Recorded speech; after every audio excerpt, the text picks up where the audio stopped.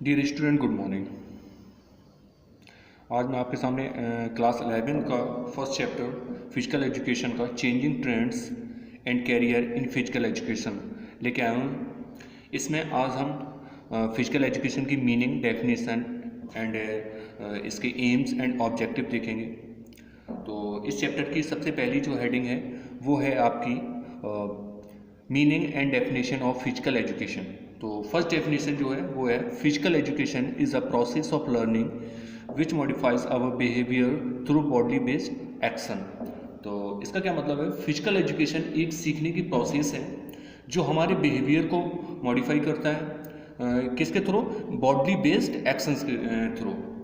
ठीक है। इसके बाद सेकंड जो डेफिनेशन है वो है physical education is knowledge about the body in this subject be it about various activities which are necessary for development and growth of the body.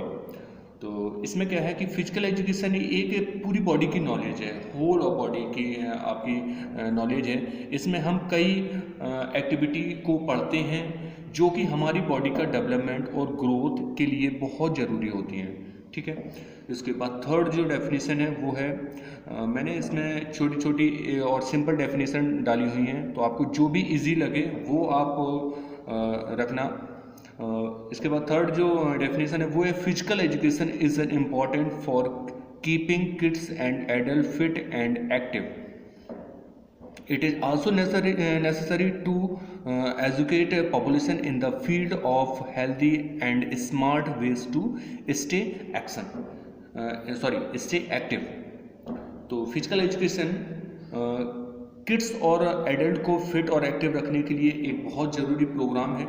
न सिर्फ किड्स और एडल्ट बल्कि पूरी पॉपुलेशन के लिए ज़रूरी है उन्हें हेल्दी और एक्टिव रखने के लिए। ठीक है। तो फिजिकल एजुकेशन में क्या होता है दोस्तों, इसमें कई सारी एक्टिविटीज़ होती हैं, कई सारे गेम्स होते हैं, कई सारे प्रोग्राम होते हैं जो मतलब बच्चों को ही नहीं बल्कि पूरी पॉपुलेशन को हेल्दी और एक्टिव रखने के लिए बहुत ही ज़रूरी है और बहुत ही हेल्पफुल है। इसके बाद जो नेक्स्ट है उसमें है aims and objective of physical education. ठीक है। तो इसमें क्या है? The aim of physical education must be to make every child physically, mentally and emotionally fit and also to develop in him such personal and social qualities is well help him to live happily with others and build him up a good citizen. तो aims में क्या होता है? Physical education का M क्या होता है कि प्रत्येक बच्चे को मेंटली, फिजिकली और इमोशनली फिट रखना और उनकी पर्सनल और सोशल क्वालिटीज़ को डेवलप करना। क्योंकि पर्सनल और सोशल क्वालिटीज़ में डेवलप करने से क्या होता है कि ये क्वालिटीज़ क्या है, उन्हें खुश रहने और दूसरों के साथ मतलब एडजस्ट होने में और एक अच्छा सिटीज़न बनने में बहुत मदद करती हैं। ठीक है। इसके बाद जो हमारा है वो है objective, the objective of physical education. तो मेनली 5 टाइप के ऑब्जेक्टिव होते हैं, जिसमें फर्स्ट है ऑर्गेनिक डेवलपमेंट।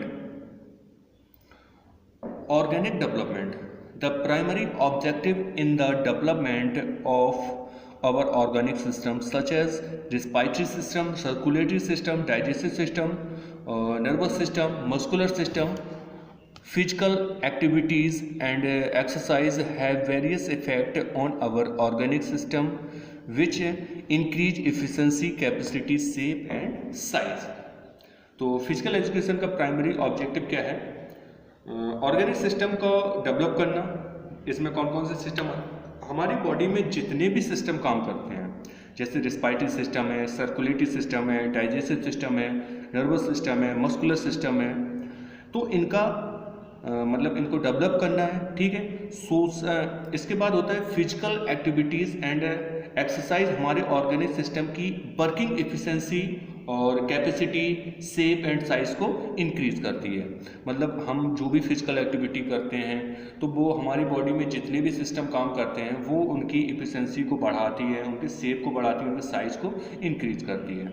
इसके बाद नेक्स्ट है वो है आपका सोशल डेवलपमेंट। सोशल डेवलपमेंट में क्या है, various physical activities programme gives individual opportunity for social contact and group living which help them to adjust themselves in different situation and building relations।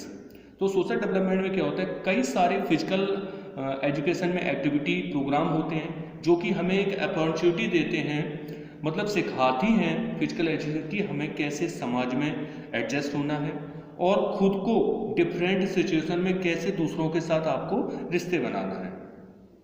तो ये हो गया आपका सोशल डेवलपमेंट। इसके बाद न्यूरोमस्कुलर और कोऑर्डिनेशन। न्यूरोमस्कुलर और कोऑर्डिनेशन, नर्वस सिस्टम और मस्कुलर सिस्टम में कोऑर्डिनेशन, एक बार मैं पढ़ देता हूँ। The physical activities help in maintaining a better relationship between nervous system and muscular system. The development neuromuscular coordination develop control and balance of the body. मतलब क्या है, नर्वस सिस्टम और मस्कुलर सिस्टम में कोऑर्डिनेशन बनाने में physical activity बहुत help करती हैं और बॉडी को बैलेंस करती है। मतलब सीधी सी बात है कि नर्वस सिस्टम और आपके मस्कुलर सिस्टम में एक बहुत अच्छा कोऑर्डिनेशन होनी है। एक छोटा सा एग्जांपल है, हम जब भी कोई गेम खेलते हैं, सपोज दैट हम लोग वॉलीबॉल खेलते हैं, क्रिकेट खेलते हैं, तो उसमें हमारा नर्वस सिस्टम का और मस्कुलर सिस्टम का बहुत बड़ा हाथ होता है। क्योंकि जब हम वॉलीबॉल, सपोज दैट हम वॉलीबॉल खेलते हैं, तो वॉलीबॉल में हमारे पास बॉल आती है, तो सबसे पहले क्या है कि नर्वस सिस्टम मतलब हमारा दिमाग मस्कुलर सिस्टम को एक्टिव करता है कि आप बॉल को हिट करिए।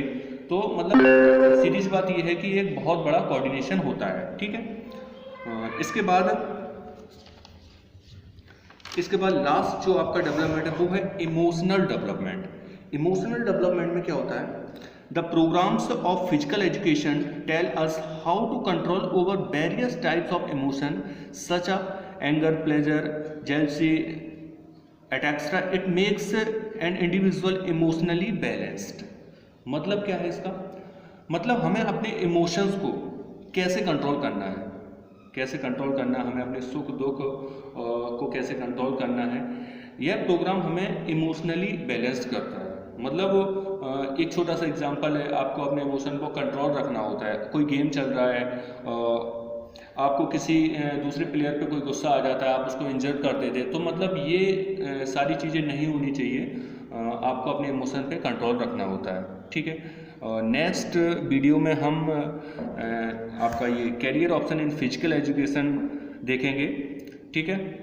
Thank you for watching.